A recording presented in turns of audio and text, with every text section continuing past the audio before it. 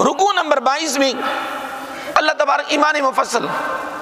آمنت باللہ وملائکتہ وکتبہ ورسلہ والیوم الآخر والقدر خیرہ وشرہ من اللہ تعالی والبعث بعد الموت، نماز قائم کرنا، زکوٰۃ دینا، عہد، وعدہ۔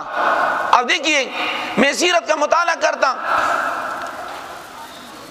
نبی علیہ السلام کے متعلق یہودی نے لکھا تھا، وہ بعد میں مسلمان ہو گیا، کہ جس وقت میں مسلمان نہیں تھا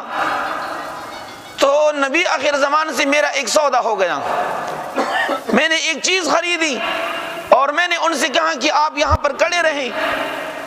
میں نے پیسے لے کر آنے ہیں۔ یہودی کہتے ہیں کہ میں بھول گیا، 3 دن اور 3 راتیں گزر گئیں،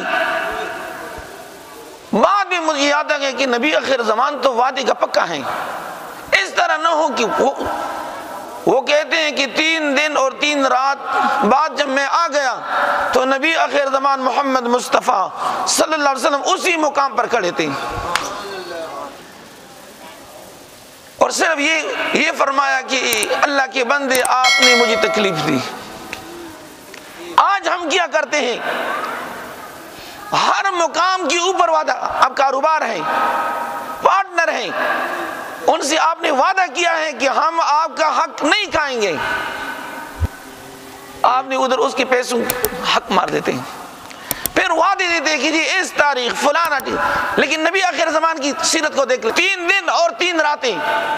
اس مقام پر ہی یہودی نے کلمہ پڑھا کہ لا الہ الا اللہ محمد رسول اللہ۔ اور آج کل ہماری جو اعمال ہیں ان کی وجہ سے کفار جو ہیں،